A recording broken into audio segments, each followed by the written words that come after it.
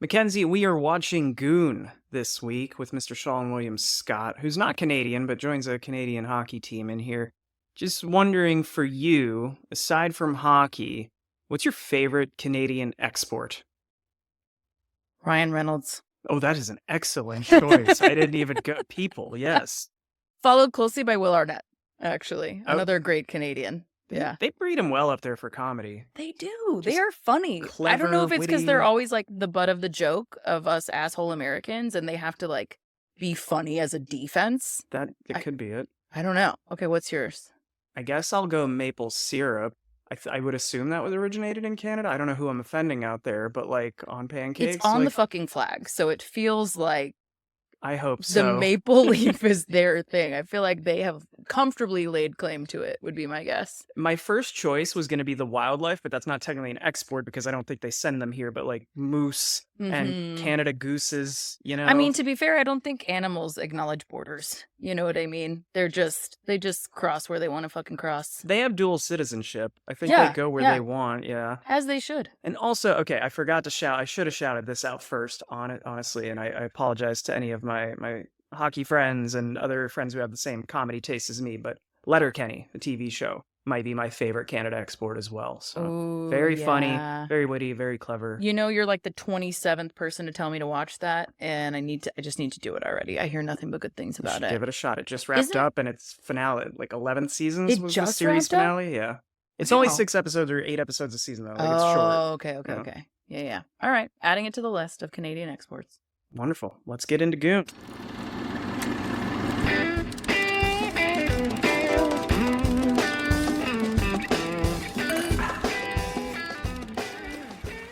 Well, hello, folks. Welcome back to We Drink and We Watch Things. I'm Mackenzie. I'm Lemar. And today we are wrapping up InauguApril with the final one that I haven't seen, which is Goon. You said it in a slightly more positive tone of voice than last week when you hadn't watched the movie yet, and you went, Goon. I know, I was not looking forward to this experience. I will say. But, you know, we'll get into that in just a second. But for now, what are we drinking? Well, we had to, as we said in the start, do something Canadian. So I ran a ball hockey league for a little different than ice hockey. You're playing on foot and just running and pounding your joint. That's why my knees are shit now. But I hopefully some of those gents and ladies are listening to this episode. So I had to go out and get some Canadian booze for us. So we made sort of a take on a Canadian old-fashioned. Mm-hmm. We grabbed some Canada Club whiskey, which I had only ever had in plastic bottles on airplanes before. But we went and got the real thing. We made an old-fashioned out of that, and I sweetened it a little bit with some cherry and chocolate bitters because, let's face it, Doug Glatt, for all the fighting he does in this, he's kind of a sweetheart. Yes. He's kind of a doofus, but yeah.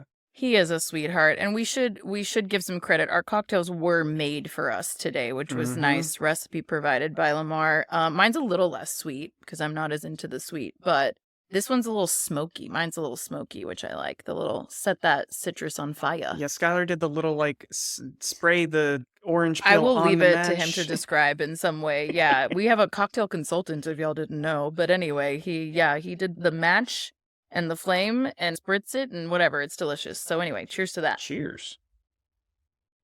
All right, friends, we're going to dig into some basics and then we'll talk Goon, as I said last time. I just still think it's a terrible name, to be fair. I will, no spoilers, say it was a much better experience than anticipated. Yay. So I get to eat my words this time, which I know Lemar was looking forward to. I was very much excited. But it is a terrible name, I will say. Well, Like, if you want to get people to go watch it, it's a terrible name.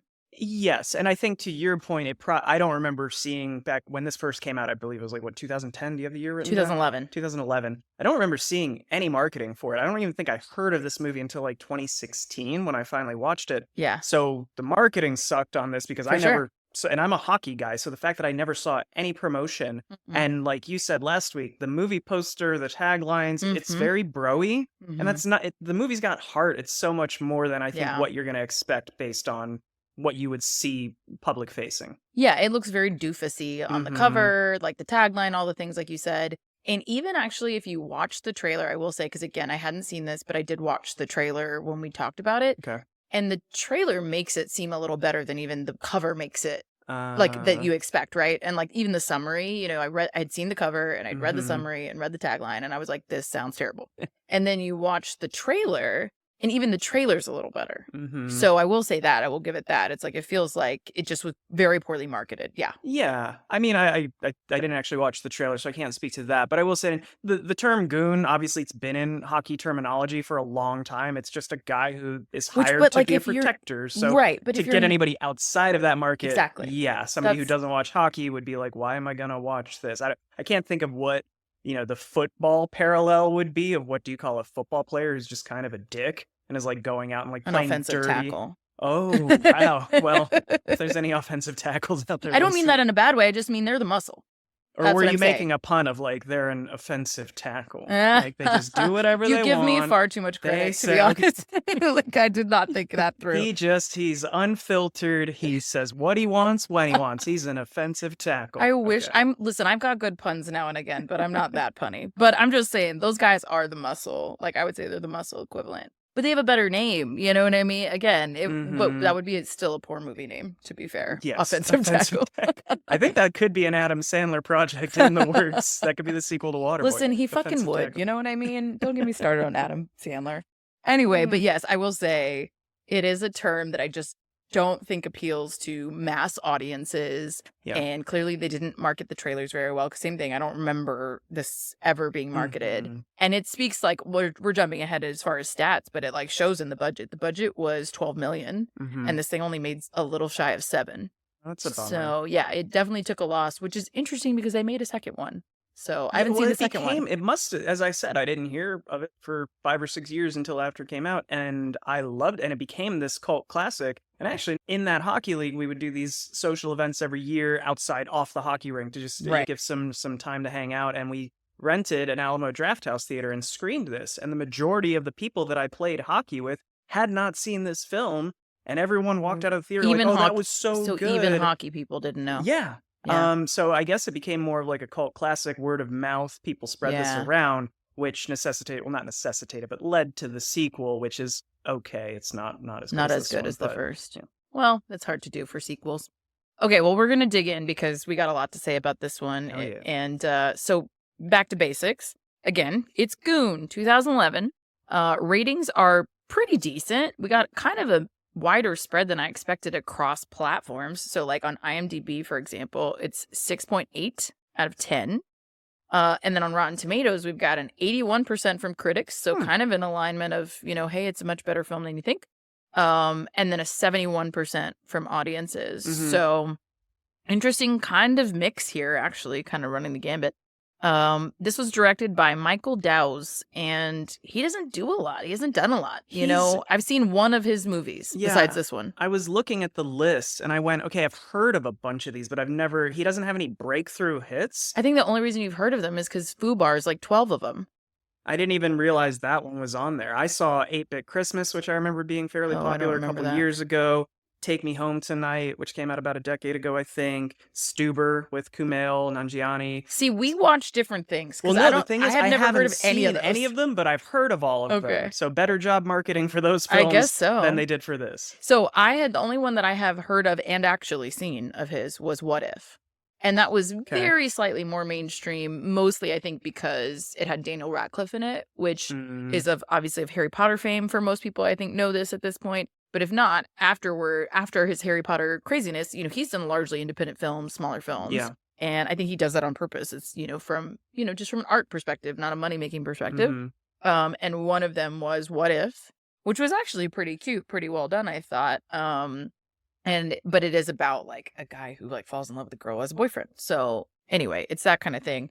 But I would say most of his stuff, no, you're not going to know. You're not going to know most of what he's been a part of for sure. Agree. From a writing perspective, Jay Baruchel, or how do you say his last name? Do you think that's right? I don't know if it's Baruchel or Baruchel. I would assume it's Baruchel, right? Y'all, I literally Googled that before this, and there were 2 different YouTube pronunciations. So I was hoping Lemar would know because we just said them both. So it's one of those. And he is actually Canadian. So I'm wondering if maybe it's one of those things where depending on your accent, sorry, it gets I didn't mean to do that. That was Baruchel. I'm about to get fired.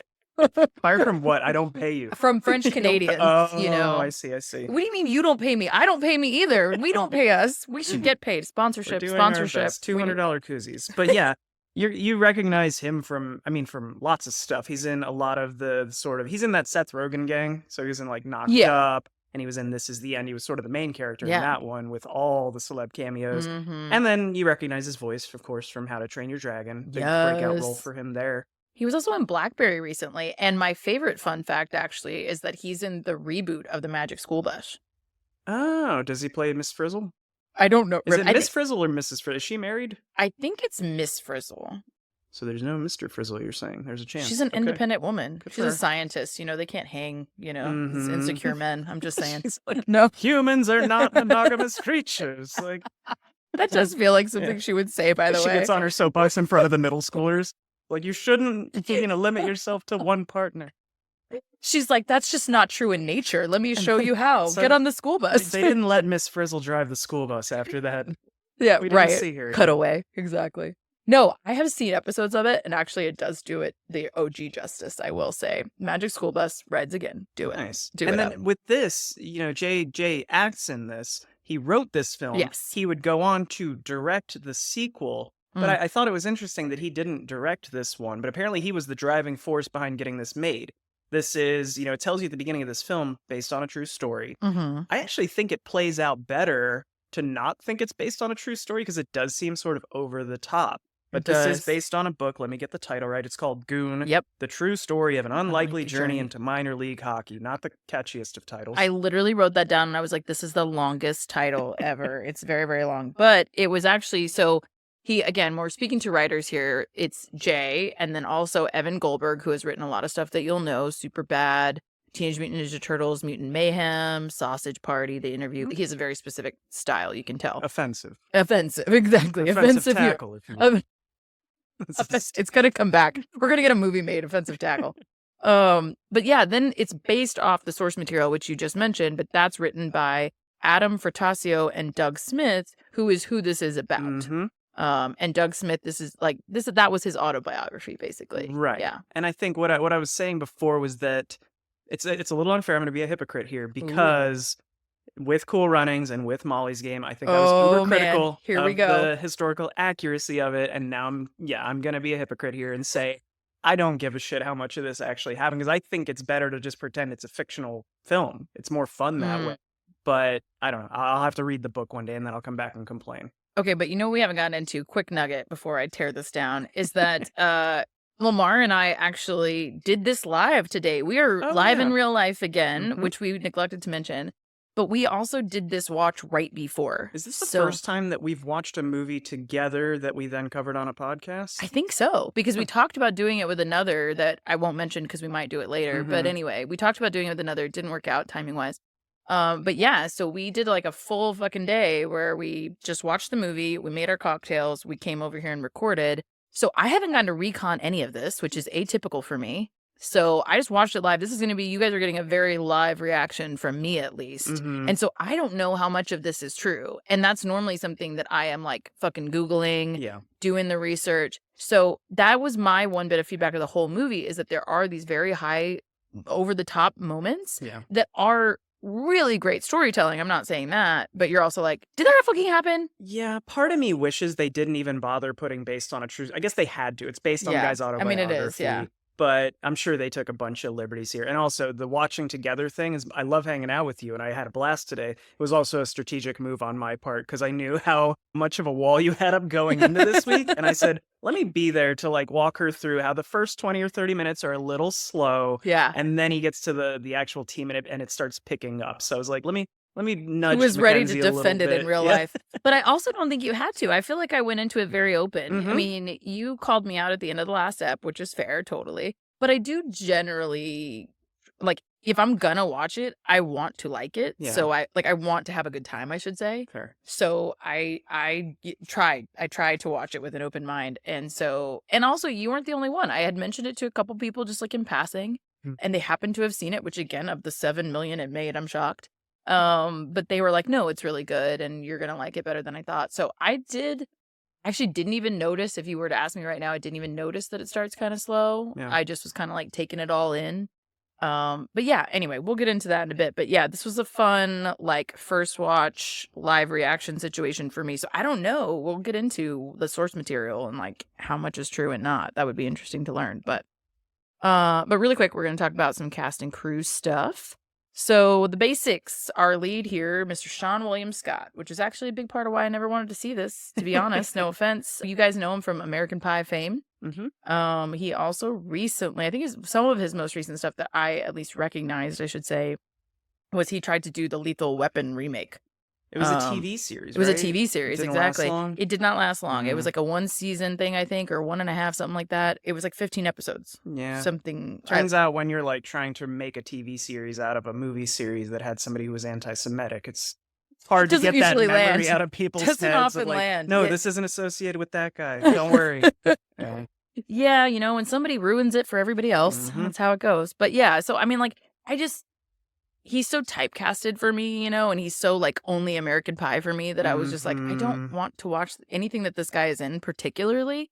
But he does do a good job here. We should just say now. Yeah, I mean, you mentioned Ryan Reynolds earlier, and I think him and Ryan Reynolds came up around the same time. Yeah. But there's some slight difference where I think maybe Sean William Scott didn't take enough variety in roles early in his career. Yeah. Where it just did seem like he always just played this good-looking, douchey guy. And I do like some of his work. Role Models, I think, is a really dumb but fun film with him and Paul Rudd. And I think he did some voice acting in Ice Age and things like that. But he didn't do what Ryan Reynolds did, which is be handsome and charming, but also, take some risks and do it. I think this is probably my favorite role of Sean William Scott's, honestly. I mean, of the ones that I've seen so far, which I haven't seen all of those, but yeah, this would definitely be my favorite for sure. But then we already talked about Jay, but also we have Allison Pill, who is probably most recently known for American Horror Story. She's done a lot of those. Okay. And then she was also in Vice, which was the like George Bush, Dick Cheney movie. People if you haven't shot seen in it. The face. Good action movie. Yeah. And then Miss Sloane, which we referenced last week, actually. Yeah, Kelsey mentioned that one. Yeah. I recognize her from Scott Pilgrim versus the World. I was getting there. Don't worry. I was definitely going to mention it. Yes, you probably also know her from that. She also she's in a couple Aaron Sorkins, is what I would say. Like, she did Newsroom, which is an HBO series, which is a Sorkin series. Oh, it's not TV, it's HBO. You're right. Yeah, I mean, it's totally different, obviously. Cable, whatever. I don't know. But Newsroom was not a long-lived series, but I thought it was pretty good. And then she was in Milk.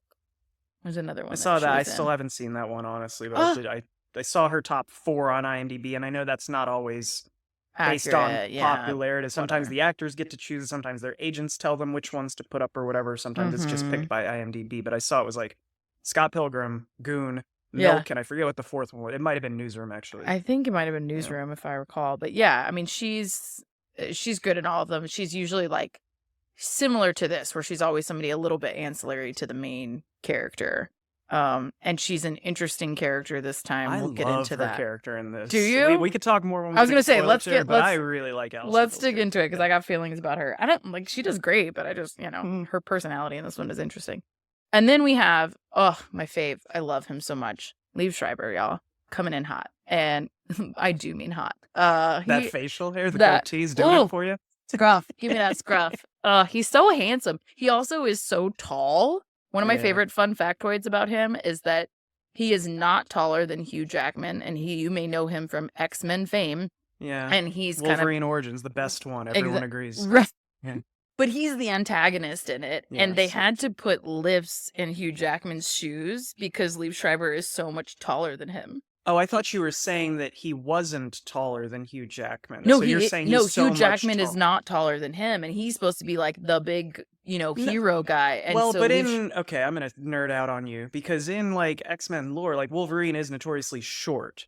Like, no, I know, but in film, you don't make your hero shorter than the bad guy. That's fair. Is what I'm saying. So like they put lifts on Wolverine so that he could look bigger than him. Fair. And they like had to actually shoot them like at slightly different angles because Liev Schreiber always looked taller than Hugh Jackman. That's what inspired like Vin Diesel on the Fast and Furious with the Rock, where he's like, put him like 6 feet behind me and we'll just make it look like we're facing each other. 100%. Yeah. So anyway, I love him. But he's also, anyway, he's bigger, he's taller than you think he is, which is why this role to me actually made a lot of sense, because he's like a bit, he's also a goon. So anyway, it works great for him. But you know him from X-Men, Spotlight. This is what I wanted to call out about him. He has such range.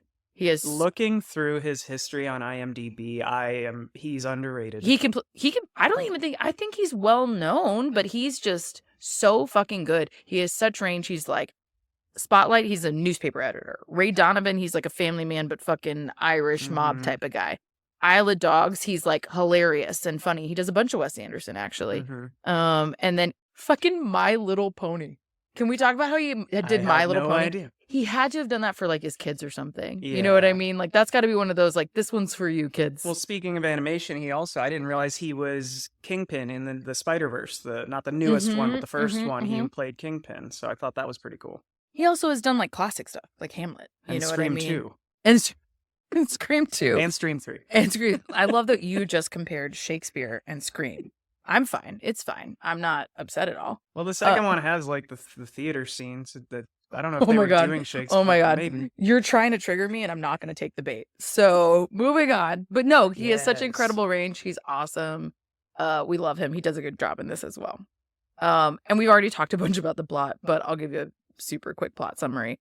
Labeled an outcast by his brainy family, a bouncer overcomes long odds to lead a team of underperforming misfits to semi-pro hockey glory, beating the crap out of everything that stands in his way, which I felt, after having seen it, is a very accurate summary. That's pretty much the whole plot. That's the whole plot. Yeah. I know this is supposed to be the spoiler-free section, but basically you guys that's just the whole plot. The whole thing. But I read that before I saw it, and I had no idea, and then I watched it, and I was like, yep, check. Yeah, well, correct. I mean, before we get into spoilers, I will say that I think they do a good job of adding some little subplots into the film as we go, where things change and develop. We talked about Allison Pill's character. I think his relationship with his teammates and the former assistant captain of the team is interesting. The family dynamic is interesting. So I think they add enough in there where it's not just he goes and fights and the hockey team wins. It's like I'm going to say this 8 times this episode. It's got heart.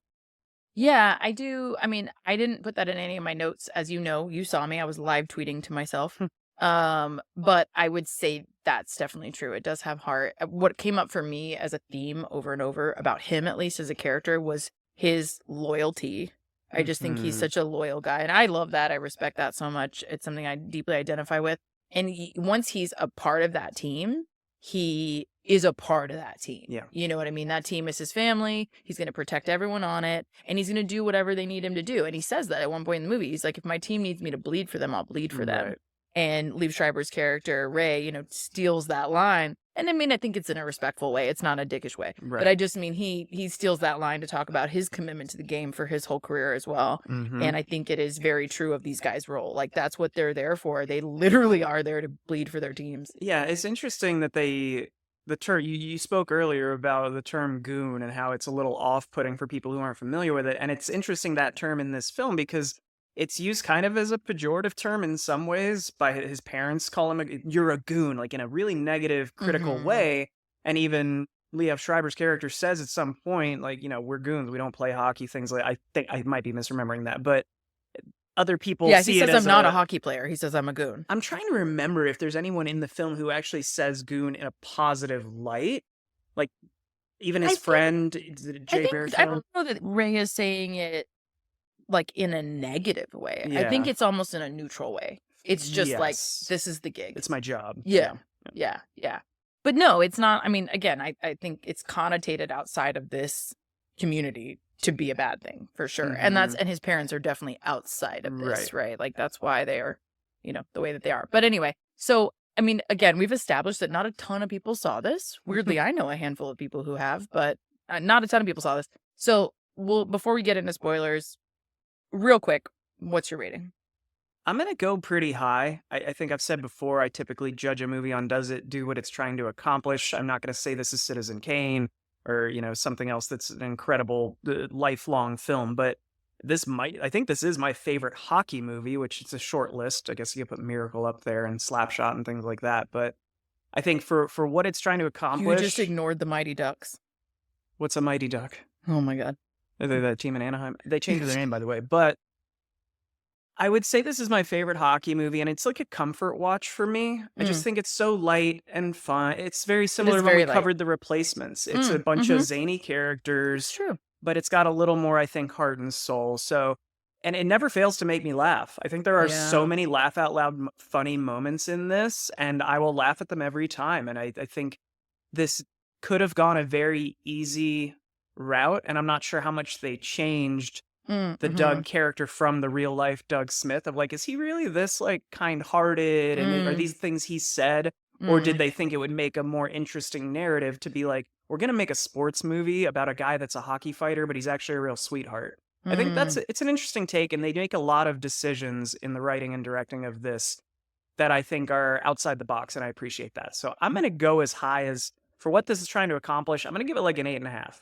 Wow. Yeah, I think this is a great film. That is high. I don't think it's for everybody. I think if I was being objective, I'd give it like a 7.5, a 7, pretty in line with Mm. what everyone else is saying. But for me personally, I'll give it like an 8.5. Yeah, I mean, I think that's pretty solid. I am not a hockey person, and weirdly, I am watching hockey movies, and I am reading a hockey book right now. What So I'm book are in you like reading? the hockey zone.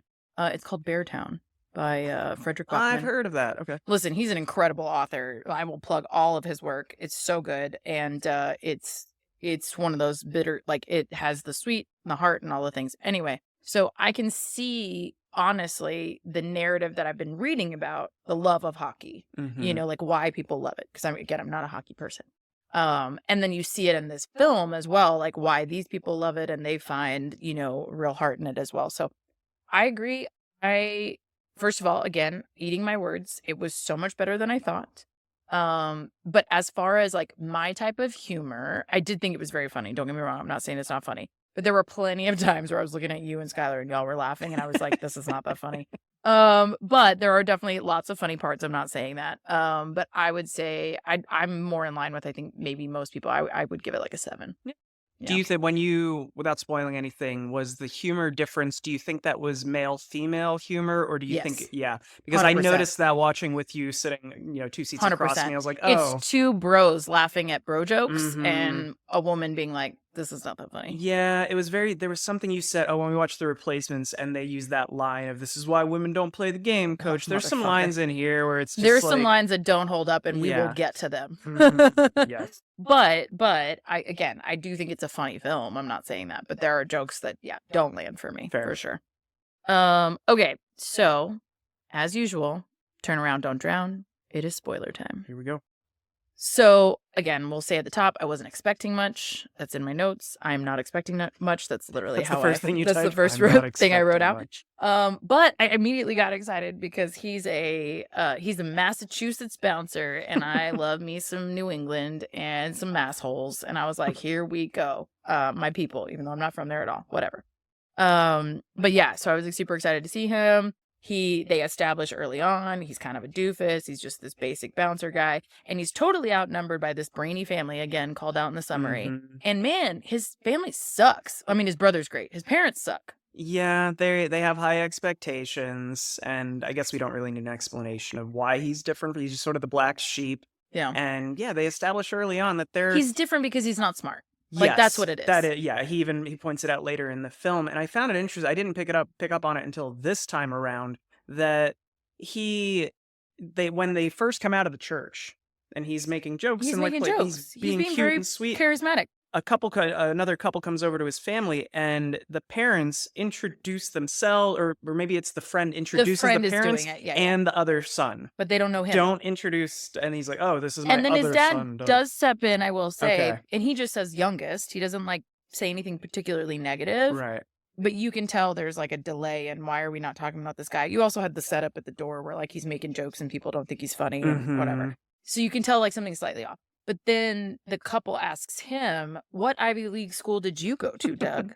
And like you can clearly tell that's not him already. He hasn't said anything particularly stupid, but like you can tell that's just not his vibe. And you see his parents like immediately react with some level of shame. Yeah. And it's gross. Like they're just embarrassed by him immediately. And then their son, who is smart and has obviously gone to an Ivy League school or whatever, is gay. And that's totally fucking fine. and they're slightly ashamed of that as well. Right. And they're pretending like that he's not gay. Mm-hmm. He literally says as he's running, his son is running up to his boyfriend and hugging him and kissing him and grabbing his ass. And his dad is like, they're just really good friends. Are you fucking kidding me? And then he pivots to what? Do you remember what he says after that? When No. Doug's chasing his hat, he says, "Oh, they're both adopted," Yeah, which is played that's as right. a joke. No. It's but it's when you're not talking funny. about a dumb son And a gay guy, like if this was I mean, it is a straight comedy. If it's like, oh, that's my clumsy son, and it's like he's adopted, that would play as a pretty funny joke of like chasing his yarmulke. But then when it's like the other son is a homosexual, and it's like they're both adopted, it's like, wait, why do you want to disown the? That's. I have so many comments on that Eugene scene. Levy. One, yarmulkes are really hard to attach to your head when you don't have a lot of hair. So like, I feel for the guy. He has a buzz cut basically. Like, how is he supposed to keep this on? The wind blowing it away is totally normal. Don't make fun of the guy. Secondarily, the gay guy running up to his boyfriend and like kissing him and greeting him, they played that really over the top. Mm-hmm. Like, I thought it was totally fine for obviously them to kiss and greet each other, of course, but they played it over the top. And that is something that happens in this movie a few times with regard to gay stuff that I don't like, where they're making it a caricature of a gay man instead of it just being a gay guy and his boyfriend. Fair. And like making it normal. And then that guy has a joke about, they're both adopted. And it's just not funny. Like, it's not funny at that moment. His parents seemingly suck. They're not proud of their kids. And they're not proud of just, like, who their kids are. They're very much, you can tell, about accomplishments and resumes and whatever. And we don't like that. And so, it sets up this thing of this guy as a really nice, sweet guy, as we find later, in spite of it all. It's also a product, I think, of the time. It's interesting how quickly social norms shift. And it's not to say that anything was ever okay, but when you look at comedies from 20, 30 years ago, and I mean, we can go bet, we're not going to talk about it, but I was going to reference Slapshot today, which is an all-time classic hockey movie that I know a lot of people love. And that literally never heard of it until today. It's, God, I wish I'd looked up the actor's name. It's a super famous actor that you would know. He's been in a shit ton of stuff. But it's a hockey movie, and in that, the homophobic slurs in that, I watched it and was like cringing, but it's like that's from I think the 70s or something like that. And then you go to films in the 2000s and you're watching Bring It On, and there's this very casual homophobia. And then you think 2011 is not that long ago. It's not that fucking long ago. But this was still being played as an acceptable joke. And even though it's not as hateful and mean-spirited, it's still like, wait, what did he say? But they say, I will say, and we'll wrap this up and get into the good stuff, but I will say they say the anti-gay F word repeatedly. And to me, I'm like, I don't remember that being okay even then, even 10-ish years ago, 13 years ago. Like, that's gross. It's been gross. It's been gross for a long time. Like, stop using that word. And they use it kind of willy-nilly to me. I don't love that at all. Correct me if I'm wrong. I heard it 3 times and it was all in the one scene. Yeah? No, they say it in the hockey scene, and then they say it during a fight scene later, I think. I think there's at least one other time in a bar also, maybe. Okay, I'd be curious to rewatch. I feel like I felt it happen a few times, and maybe I'm also referring to the bar scene where they say they don't say the F word a lot, but I thought I heard it at least once, where the guys on their team were asking to see his dick. So I think that for the most part, after that initial scene, my theory here, and this is what I wanted to get into with the different stories that run through this and making sort of outside the box decisions. And I guess you could say that this is kind of being played for sympathy of, oh, let's give this sweetheart hockey fighter guy a gay brother who he feels the need to defend and speak up for. And it makes him, more likable and heroic. No, I love that part of the narrative. No, I love that part of it. But they use the F word in that the initial where the hockey player comes up into the stands and he hits him because he's like, my brother's gay. Stop saying that word. That's what I remember. I feel like throughout the rest of the film, anytime they use the term gay, it's being used in the literal sense of the word of like, if you are, touching another man's penis, that would be by definition gay. Like, I think that they're using it in the proper sense of the term. I generally agree. I think sometimes it is like descriptive in that this person is gay. But there was at least one other time where it's like, you're being kind of gay. Like, that's maybe a bad thing. And it's like, of course it's not. But you're totally right. It tees him up to be a really good dude and him be able to defend the gayness being fine. You know what I mean? Yeah, he says, like, even my gay brother doesn't do that thing you're asking me to do. Exactly. Yeah. But even all that to say, they might be sort of playing that up to make him a more likable character. But I did want to pivot back to what you said earlier, which is that for as much as they do that, well for the most part, I would argue. They Yeah. don't do it great when it comes to females and the Nope. sexism in this, because anytime there's reference to a woman in this or a woman's anatomy, It's not it's great. used in a very mean way. It's not great. Yeah. I have multiple notes about it. One of which was after they lose a game that they were very close to winning or whatever. And he's like, whatever you guys, like, whenever you guys decided to start ovulating, like, get it together. And I was like, fuck you very much. Ovulation is a superpower. It's literally why women can have children and create life. And I am not a mom, by the way, so I'm not, like, defending my own capabilities here. I'm saying, like, that fundamentally is a ridiculous thing to say. As well as I hate calling people a pussy. We have talked about this, I think maybe on the pod, but definitely off the pod. Yeah. Pussies are strong, man. That is some bullshit. I get you. Your nether regions are much weaker than a woman's, is what I would say. I've like, been hitting my nether regions. It's not it's not great. I'm just saying, like, you know, it's not, it's just a shitty insult. We're, you know. And I think if I had to push a baby, we don't have to get super specific, but if I had to push a baby out of my nether regions, it wouldn't go snap well. back. Would not go well. Would not step back. It'd probably ruin my life. But no. Yeah, we'll get all the negative out of the way. They don't handle gay stuff perfect in this film. It could be better. And then they definitely have very misogynistic moments. Like, even the way women are depicted in this film is not great, right? They're very ancillary to the story. They're referred to in negative ways. And even Allison Peel's name, Allison Peel's character, she is not well presented because she likes him but has a boyfriend. And I have, you know, mixed feelings about that. Like, I get it. You can meet someone that you like while you're in a relationship. I'm not saying that. It's just how she handles it going forward that to me is a bit problematic. But you end up liking her, but I think you have to, at least for me, have to work through that.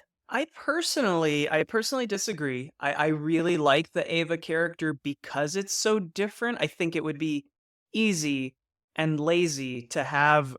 I mean, first of all, okay, let me formulate my thoughts here, because I think it's difficult to work a female character into a sports movie where it's a male sport, because they're always going to be, you know, we talked about the replacements of, like, you have the cheerleader on the sideline and that's who Falco's talking to. And they do their best at involving. So to get a female character, and I'm not saying you have to force a female character, you could just have it be a movie about a guy joining a hockey team, but they want to force sort of a romance story into this.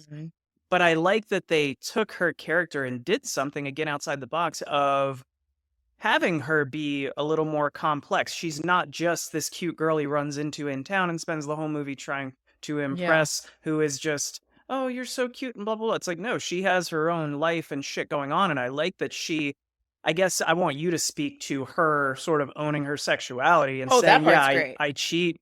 Yeah. I'm kind of a slut. Like, she seems upset about it. Like, it's the cheap part I have a problem with. Like, be a slut. I love a slut. Have fun. You know what I mean? Like, I love that she's owning her sexuality, like you said. I do like that she's a little bit complicated. I think there's nothing wrong with that. There's also nothing wrong with her having met this man again that she likes while she's in a relationship. Like, life is not black and white. Cheating is not black and white. There are reasons these things happen. I'm not saying that.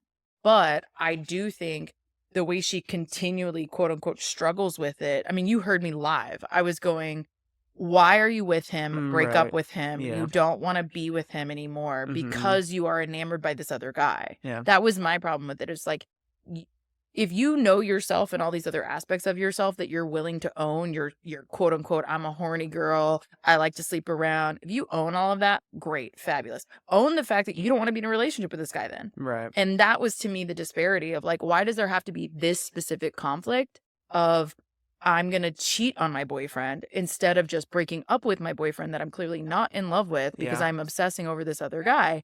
And I don't see why she is tethered to that person if she is this complex, you know, person who wants to play the field. Just play the field. This is my thing with all cheaters ever. There's no reason why no one's making you be in that relationship. Just play the field. Be a hoe. I don't give a shit. But just don't fuck somebody over in the process. Like, we know nothing about this guy. I don't care any, 2 iotas about this guy. But just, like, don't be that kind of person. I think it takes away from the likability of her as a character because she has all this self-awareness but then does this thing. And so I just had a problem with that. I don't have a problem with her owning any of that other stuff. I don't even have a problem with them having the bond that they have. I don't have a problem with him winning her over. I think that's all beautiful. I just wish she would pull the trigger more quickly. Yeah, I think that at its core, it's probably the efforts of the writers to take two to create stereotypes. conflict. Yeah. Well, I was going to say to take two stereotypes of a bouncer who's going to join a hockey league and be a fighter, and then this small town girl who just lives in the town and is kind of a fan of the hockey team and the guys there. I think you could use the stereotypical versions of them, but I think they thought it would be fun to flip it on its head, have her be more of not the aggressor, but the more game one where he's sort of just like I want to woo you and things like that. Yeah. But and he's so gentle and polite about it. Like Asterisk, just add on to what you just said. He's so sweet. When she like tells him she has a boyfriend, he just walks away and he's upset. But he's heartbroken, the poor guy. But he handles it great. But yeah. So I thought that's probably a decision on the writing team's part. I think it also leads to that final moment. And I think the hurtful thing is that this implies that she's like a serial cheater, that she's been cheating on this same guy for a while, which again, you said it doesn't make her super likable. I think it leads up to, though, that not final line, but the moment where she says, "You make me want to stop sleeping with a bunch of guys." Like, that seems inherently sweet because of what we know about her character. In her context, it's definitely a sweet thing for her to say. It's maybe not the best thing for a person to say, but, well, and I don't even mean that. It's, again, if she were single, that wouldn't even be a problematic thing to say either. Like, it's great that you have met this guy that finally makes you want to, commit to that relationship. Or, again, if you're a polyamorous person, like, you do you, boo. But again, it's just about being open about it and being straightforward with you and yourself. But I do come to like her over the course of this. I don't, again, mean to disparage her too much. That one tiny aspect of it I didn't love. But I do think from a storytelling standpoint does add to, a good conflict point in the film. And it makes their little love story not happen just overnight either. They get this kind of little bit of a drawn out part of the like, to your point, another drawn out subplot during this whole other thing. So I get why it happens in the film for sure. Speaking of subplots, that's a great segue, because that's one thing that I had written down, and I mentioned this earlier on, was, again, this would be an easy paint by number film, but I think what I like about this is they do such a good job of interweaving these other little subplots that are not, major plot points, but they add to the heart of the film. I think the Ava storyline is a good one. I think the relationship between Doug and Xavier is a good one throughout the film, where they love that relationship. They butt heads early on.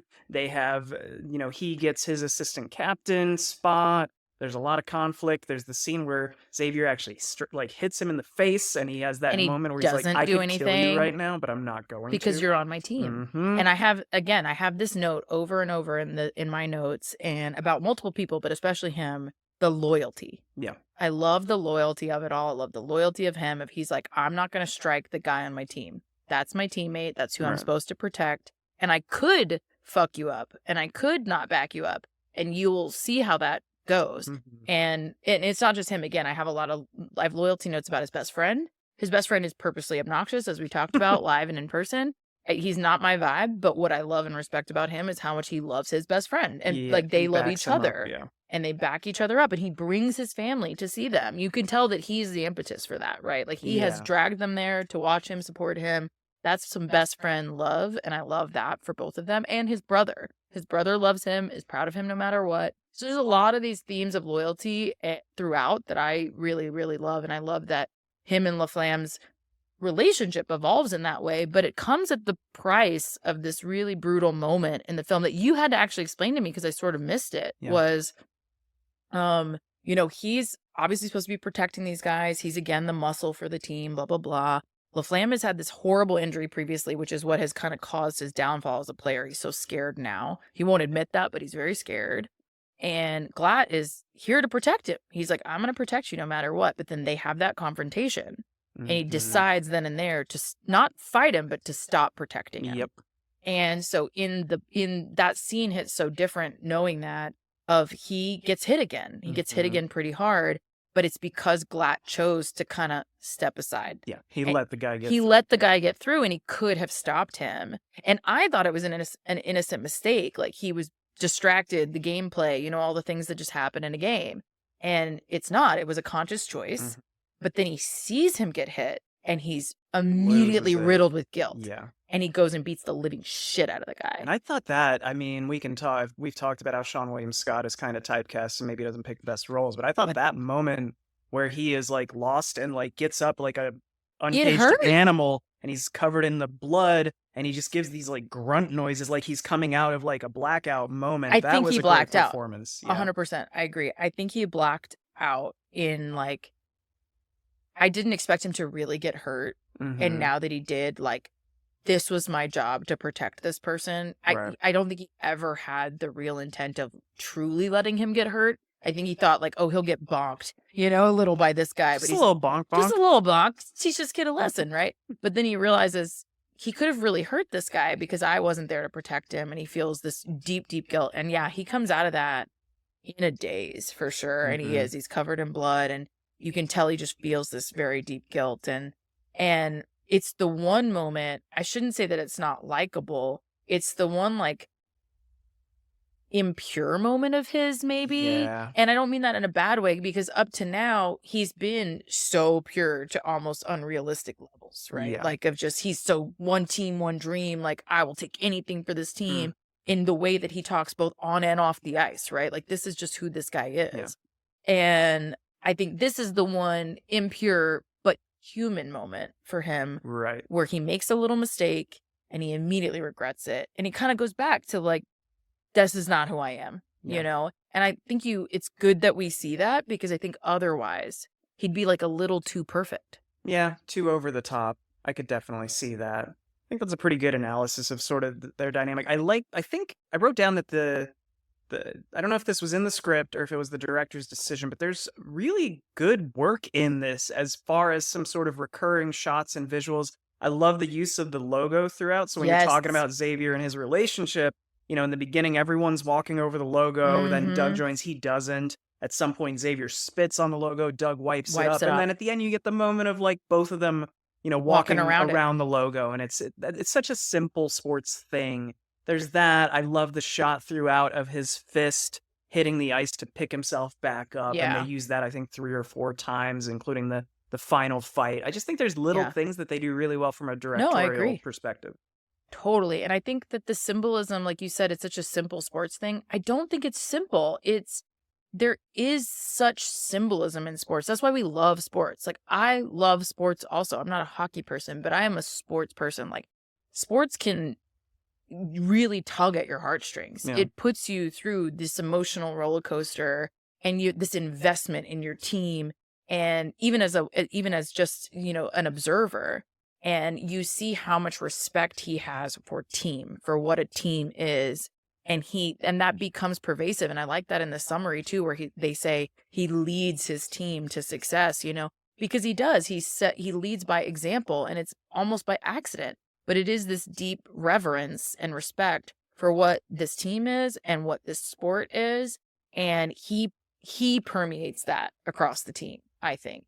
And then, you see LaFlamme adopt it as well and start to love his team and respect his team as well, and get over kind of his I'm better than all of you bullshit, right, and get back to the like, this is my team, this is the hockey that I love, and now that I have this guy that I trust, I can play that I want to play and that I'm capable to play. And you see him get better and better as a result. Yeah, the final scene, we have the big fight, and I always forget when I'm rewatching how the last game plays out. It's like, obviously him and Ross have to fight. That's sort of the whole concept. But hockey is not, winners or losers are not decided by the fights, right? It's the scoreboard. So I always forget that they're down 2-0 when the fight scene happens. He goes to the locker room, doesn't play the rest of the game.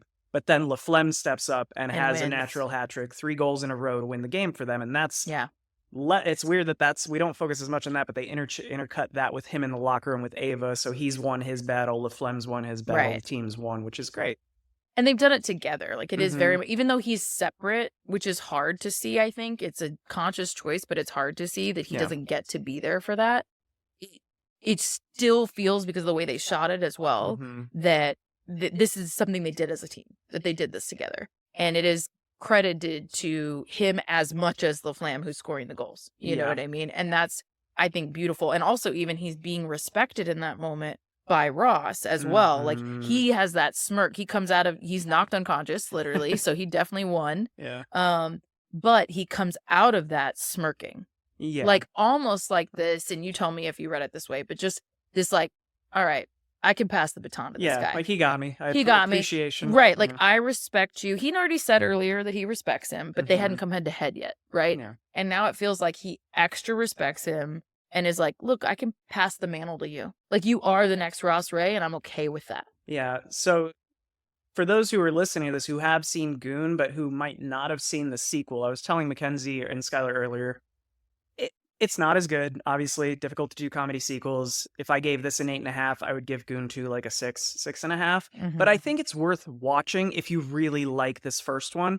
And I just want to say that the dynamic, because Ross is also in the second one, and even in this one, he says he's going to retire. I think they do a good job of weaving their two storylines back together. And that moment that you're talking about of, I respect you, I appreciate you, I'm passing the baton, plays out in the second one as well, plot-wise. Interesting. I want to tie that into a little more discussion on their dynamic, because I think the diner scene of the two of them So great. talking together, and it's just this sort of, again, mutual respect, admiration, but it's tinged with Liev Schreiber's incredible delivery of like his dialogue in that scene. But it's also so simple and subtle. It's like a very chill scene. They're literally, all that's happening is you're watching two guys have a conversation. You know, there's no effect to this. There's no battle to this. This has been a very action heavy film to this point, and that's not what's happening here.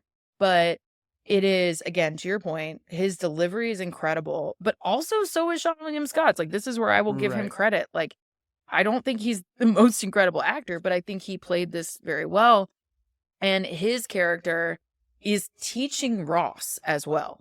And you see Ross have these moments in this conversation of realization of like, he might be the real deal because he, again, takes this team part seriously and he believes himself to be a hockey player. You know, even Ross is like kind of razzing, like, we're not really hockey players, we're goons, like we said.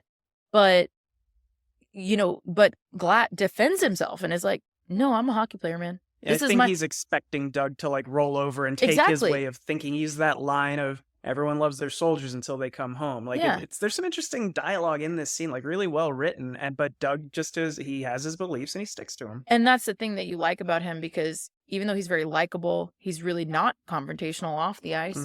He still knows who he is. And he has a value system that he sticks to very deeply. And even though this is a guy that he obviously respects and admires as well, to your point, he doesn't just lay down and agree with him. He says, like, no, like, we're players, man. Like, this is our team as much as it's theirs, and we're hockey players.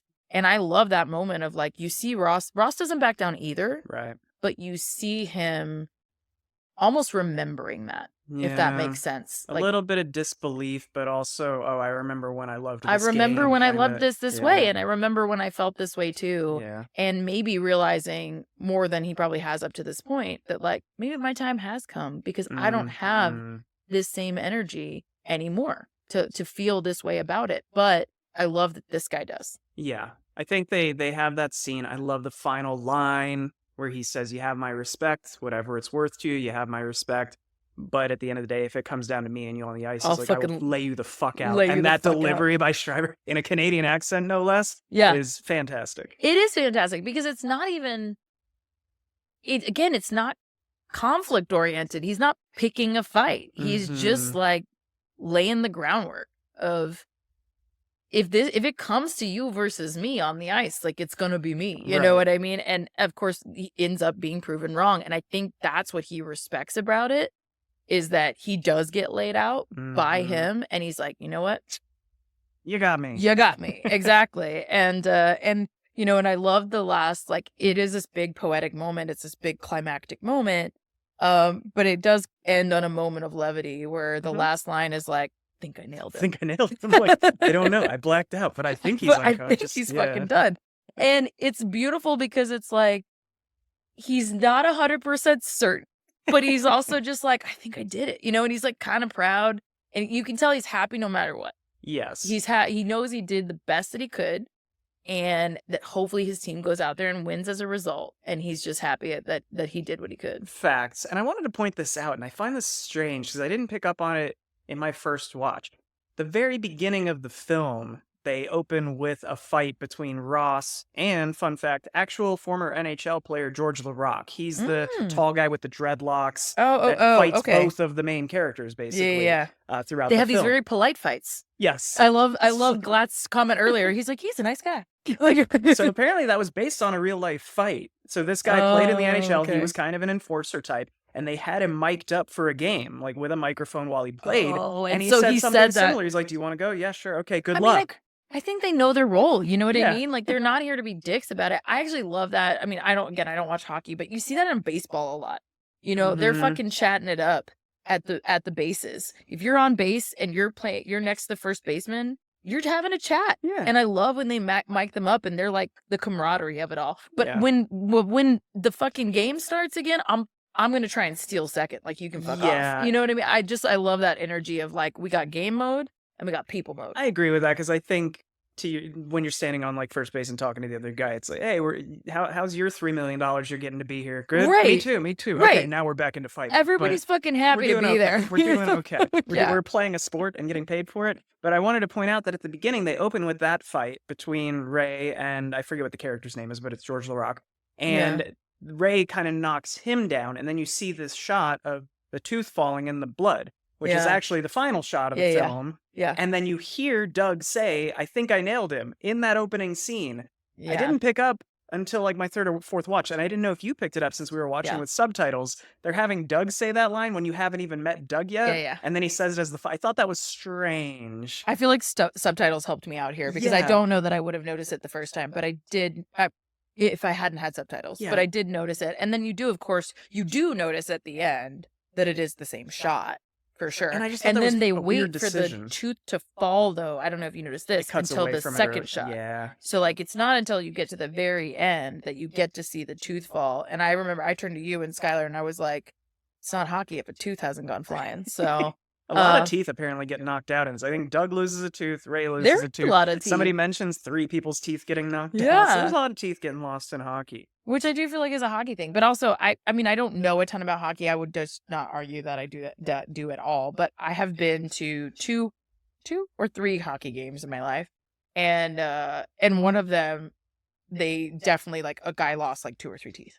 Oh. So, I mean, I think it is kind of. It's pretty common, and it's weird. Like, I know some people wear cages over their full face, but some people think about tradition and they just want to play with the visor. Some people don't want the visor at all. They just want the helmet. So it's a risk you take playing out there for sure. I was going to ask you, as someone who doesn't watch a ton of hockey, how did you take that when you're watching the actual game being played in this film? Is it easy to follow? Does it make sense? Are there things like, did they make it easy to track? Yes and no. I feel like they did an okay job of making it easy to track. I also don't know, like, I don't know nothing about hockey, but I just don't know a lot about hockey. So I feel like I knew some stuff that helped me, but there's a lot implied, I will say. Yeah. I don't think that like, even the penalties, like, I know some of that, and I think I would have been confused. Yeah. And I did remember, I said out loud to y'all, what they had, Ross Ray draws him into a penalty. They don't actually fight, but he draws him into a penalty, and he gets sent to the penalty box. And that was something that I learned here, where I was like, he gets put in the penalty box, they didn't even fight. I thought they only got put in the box if they fought. And that was something that was new for me. But same kind of thing. I think, like, if you don't know the game at all, you're going to be a little confused. But I don't think it's the point of the story anyway. So that was going to be sort of what I was getting at, because I think with sports movies, you always, and this goes back to what you said at the beginning of, I don't think I would have watched this because it's a hockey movie and it's about like a fight thing, and I don't like there's multiple reasons, but I feel like, is it off-putting for people who go into this thinking it's going to be a quote unquote hockey movie if you don't know anything about hockey? That's not what it's about. And it's sort of like, would you watch The Replacements if you weren't a football fan? Would you watch Miracle if you weren't a hockey fan? I think it's all about how it's built. Yeah. You know, it's kind of like we talked about earlier. I think it depends on how it's marketed. Like, I'll watch just about anything if it looks like it's well done. Right. You know, I've watched other hockey movies. I mean, not a ton, but, like, I mean, I joke about the Mighty Ducks. Everybody's seen the Mighty Ducks. But, I mean, I've seen Miracle and, like, you know, a couple of those other ones that are famous. But I think what happens just by virtue of them being more popular sports is that you can draw people in to a football movie or to a baseball movie just more easily. And I do think you probably have to present hockey a very specific type of way to get people to watch it. Yeah, I think this one does a good job of not over explaining everything to more casual viewers, but still making it so that folks who are fans of hockey understand everything that's going on, but not going I so guess that far would over be the my head. question to you is like, as a fan, is it too boring, or is No, it I like, think well, it plays like a real. I think it's a little unbelievable in some cases, but for the most part, it's like the penalties are accurate. Everything that's the gameplay is accurate. The actual like on that the ice stuff. So that penalty thing that I was talking about, that would have happened. Yeah, if you try to instigate a fight and the other person doesn't want to fight you, like you drop your gloves, that is a penalty. Okay. And I don't know how often it happens that somebody baits somebody into doing it like they do in the film. Then that would be. But if I'm like, let's fucking go, and I drop my gloves and go at you, but you aren't trying to fight, they will put me in the box. They'll put you because you instigated it. Yeah. I mean, so, that totally makes sense. It just wasn't something that I expected. So interesting. Yeah, I thought it was easy to follow. I thought the on ice work was really good. I didn't, from a camera perspective, watching the it was shot very well. Yeah, very well. This is not Mighty Ducks, and I love Mighty Ducks, but this looks like Mighty Ducks is adorable. This is a little different in that it's like it feels like it's really trying to capture the play, but again, to your point, not over explain it. And you see these really intense moments of like when he blocks the goal with his fucking mouth, and when he gets hit in the teeth, and he's getting hit with the hockey stick because he's still blocking the goal over and over, and he's literally horizontal, and he's like, I will block this goal. And then they're cutting his ankles, which are already apparently bad, with their blades, and like the way all of that is shot is like you are tense, you are enraptured by this, and you're seeing it up close. Yeah, your teeth are clenched. I was stressed. I was like leaning. I was like, I was stressed about it. And then you also see it later, of course, when they have their big knockdown, drag out fight, literally. And you see his ankle, bend. And you he is fighting on a broken fucking ankle. But he's still going and he's waiting for his shot. That's the other thing that I really like about that scene is you're thinking, God, he's just taking this fucking beating. But you also kind of know, like, he's gonna do something. And he's doing the thing that I don't know if you remember this, they like had a call to it earlier of Ross Ray's move is he brings you in, he lets you get close, he lets you get some hits in, and then he uppercuts you, and he gets you really good, but he baited you in. And you see Glatt do that to him. Yeah. Of like, you got me, and his ankle's fucked, and Ross thinks he's got him. But he does it to him where he just waits for the moment and he literally lays him out. I think he switches. He switches hands. Yeah, because he's on his back. He lefties him. He southpaws him. And like, so he does not expect it because he has shifted his position. And you can tell, again, Ross thinks he's got him, thinks he's falling practically. And which in the context, you totally would think. He's got his ankles fucked. Like, of course you've got him.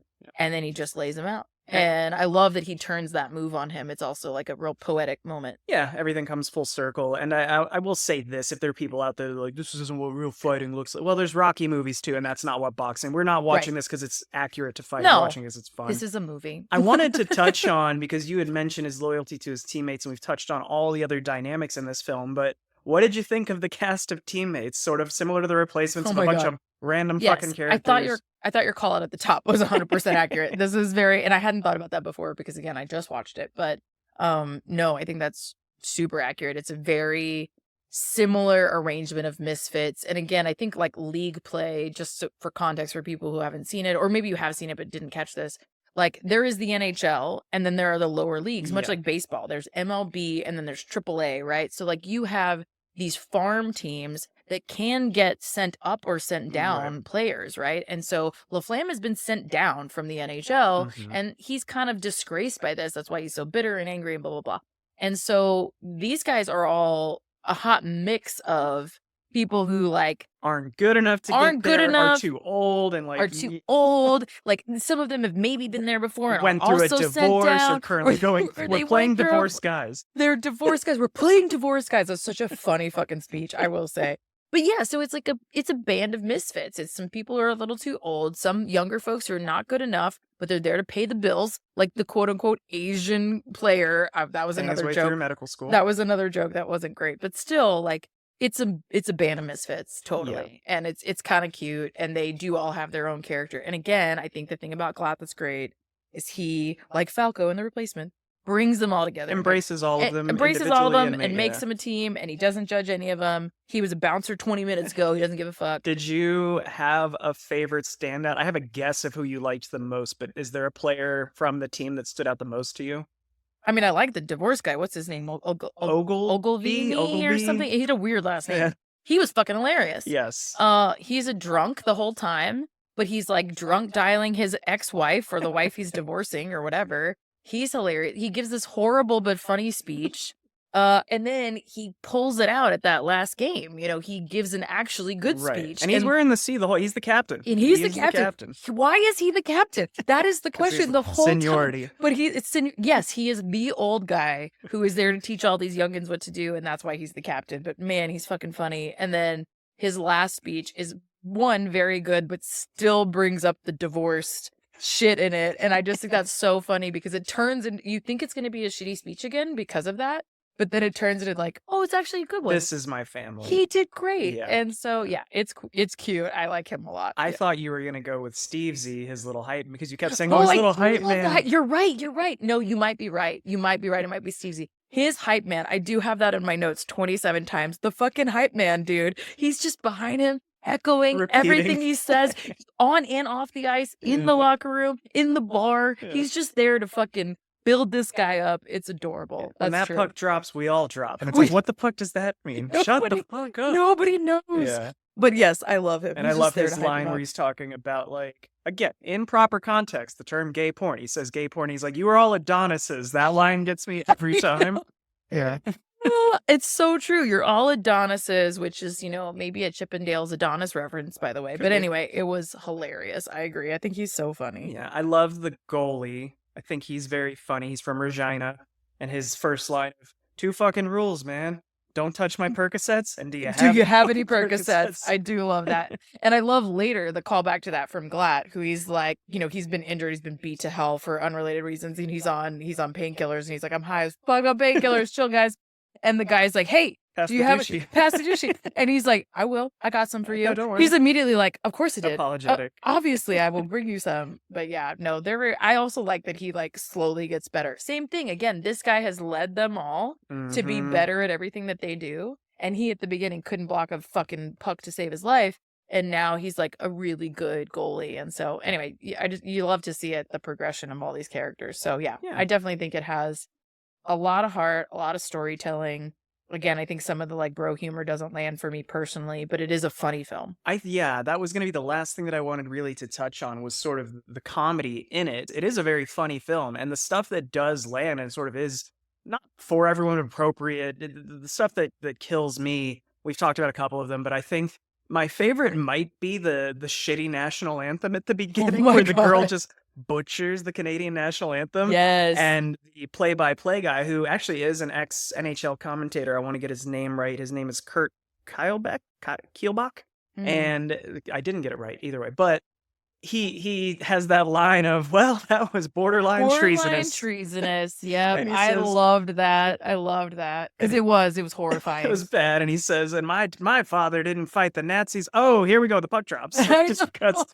He doesn't even finish his thought. I do remember that. And I wanted to be like, what was the end of that? But yeah, no, he was very good throughout. He has a lot of funny one-liners. Yeah. So speaking to the humor, he's a very funny commentator. And I think it's almost incidental, by the way. It's not necessarily intentional, but it's just funny. It's interesting how when it comes to sports movies, because we had talked about during The Replacements, how having John Madden, Pat Summerall there added some legitimacy to it, and they were still very funny. Yeah. And I think back to movies like Major League and Major League 2, and I don't remember the actor's name, but the commentator in that film was a character and made the film 10 times funnier with his 100%. Commentary. Because they can add color because they have context as well. And I think this guy did the same thing. And and I didn't know that he was a real NHL commentator, but that resonates, that lands. I mean, it makes sense because he did comment well, and yeah, he was funny. I think overall it is very funny. There's just a few things that don't land for me personally, but I think overall it is funny. And to your point, it does have a lot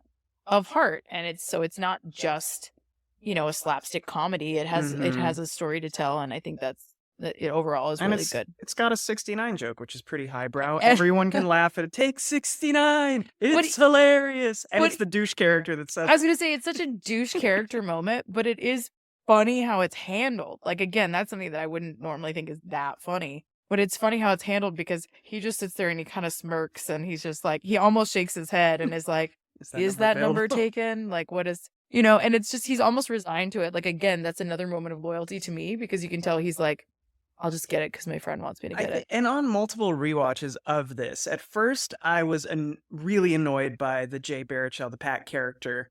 And I was also annoyed that he wrote the script and was like, I'm going to play this character. But when I rewatch it, I realized he's supposed to be fucking obnoxious and annoying. I think some people will find him funny, but I feel like he's supposed to be sort of opposite of Doug, who's very soft-spoken and mellow. Oh, yeah, he's a foil to Doug for sure, but he is annoying. Like, he is definitely annoying, and he is funny. But I also get the impression, I don't obviously know this person, but I get the impression that, like, he might be a little like this. In IRL? In IRL. I don't know. I mean, granted, I've never seen him play himself, but I felt like this is the end was meant to be. I've seen him in interviews here and there, not whole snippets, but I just mean like, not whole interviews, I should say, but just snippets of interviews. I feel like I've seen him be like, I think he's kind of that juvenile humor here and there, and like it maybe stacks and gets old. But again, I do think it works here. I think but here, to your point, I think he's supposed to be annoying, supposed to be obnoxious, but he's still funny. And I think, again, it's that Doug and him love each other, that you're like, it's all good. Yes, yeah. I wanted to call out, I got a couple little Easter eggs here, just fun facts that are sort of unrelated to anything that we've talked about. We mentioned Slapshot a couple of times, and I don't know that he even spotted it in this playthrough, but apparently there is a player named Hansen on the team, not a main character, but just skating on the rink with them, who's wearing number 17, which is a reference to Slapshot, so kind of paying homage. And part of me almost wonders if they had that in mind while making this film of, hey, we know this is one of the all-time classic hockey movies, but we know that there's a shit ton of homophobia in that and like these hateful terms. Maybe we could put a positive spin on like, let's correct some of this vibe, which I think the NHL has actually done in recent years. And I think a lot of sports are sort of being more progressive and whatnot. Fucking and some people say keep it out of the sports, whatever the fuck you want. I don't really care. But I think this movie maybe is trying to undo a little bit of that. Let's be very like positive about these kind of things. So I thought that was cool. There's a few cameos and references. I don't know if we have to call them all out, but Trailer Park Boys. Have you ever watched Trailer Park Boys? That's another one that's I've heard it's very similar to Letterkenny. It's a Canadian, fast-paced Gilmore Girls I've dialogue heard of comedy. it, but I haven't seen it. No. Yeah, and those guys make a cameo on the Hot Ice. They're sort of the producers that he's yelling at for letting the prank Oh my god, Hot Ice. Yeah, through. I forgot about that moment. Wow. Yeah. And then the last thing that I did notice this time was that in this, they're playing minor league hockey. They couldn't get the rights to use any actual minor league hockey teams. And part of your budget is costumes, right? So when you have to get all these logos and jerseys and stuff made, apparently what they did to save on budget was make a lot of the opposing teams' last names really short. So they wouldn't have to print so many. Yeah, that vibes. Yeah, Ross Ray, 4 letters. Right, 4 letters. Yeah, you know, the one notable exceptions are the home team, quote unquote, the, you know, Halifax guys. They have longer names, and you're not going to spend that money on their opposing team, of course not. Yeah. I have not read the book, so I can't speak to the accuracy. Maybe you can read that after you read Beartown, but I wanted to point out the one thing that I do know that really happened is that the butt goal that happens in this film is a real thing. He scored a goal off his ass. I don't know if it was his very first goal, but it did happen. That is hilarious. What if that is his first goal? That'd be funny. I made my hockey score debut with my ass. Wow. Yeah, and I just love how much credit they give him anyway. You know what I mean? They're just all they're proud of him. They're like, listen, you got a lucky ass. Thanks so much, man. But yeah, I just love like I said, I love the camaraderie of that team as it evolved during the film. Totally agree. All right. Well, I think all that to say, guys, I was pleasantly surprised by this one for sure. And obviously Lemar liked it, but I think it's worth a watch for sure. I don't know about the second one. I haven't seen it, so I can't speak to that, but I think it's absolutely worth a watch and very wholesome. I think it's good that you can critique sort of some of the humor and giving that female perspective on, hey, if you're a woman, there's some things in here that are probably going to irritate the shit out of you. Yep. But there's also a lot of other really good parts and things that make it worth watching. So I like that you bring that perspective of you're not like 10 out of 10, but you can still enjoy this film and it's worth a watch. Yeah, I think it's worth a watch. And I mean, unfortunately, there's lots of things that we watch as women that could be considered offensive.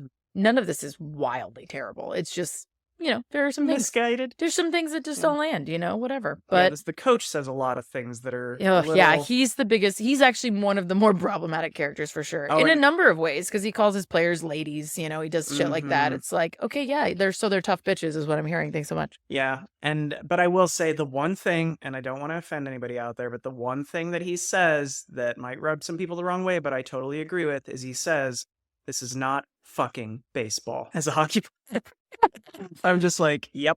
I mean, it's not baseball, but I feel like that was kind of obvious, right? Like it's not baseball. You're taking it in the literal sense. I'm taking it in the middle. I'm taking it in the literal sense. You know what? He's right. I can accept it in the literal sense. I don't know about the rest of it, but yeah. Well, anyway, all that to say, guys, we absolutely think you should give this one a watch. Mackenzie was pleasantly surprised and proven wrong. But thank you for joining us for our InauguApril. It went really well, I think. I think so. We both not enjoyed, but we gave better than 5s. Like everything we suggested. Nothing was like I watchable. fucking hated it. Right. You know what I mean? So I think we did pretty well introducing each other to some new stuff. So that was good. But yeah, so come back next week. This will be our first episode in May next week for anime. MAY at the end. MAY. This is our month of animation films. We haven't done much of that, and we're kind of excited. But we're going to be starting off with How to Train Your Dragon, which is a nice little segue. If you didn't get your fill of Jay Baruchel saying fuck and shit and bitch this week, you can get it next week in How to Train Your Dragon, right? No, it's the much more wholesome version of Jay. Yeah. Thank God. But yes, you do get to meet Toothless. Okay, I'm already excited. But yes, come back, join us for that. We're super excited to talk about How to Train Your Dragon. But for now, go have a drink and watch the thing. Cheers. Cheers. In real life, no less. IRL. Bye. Bye.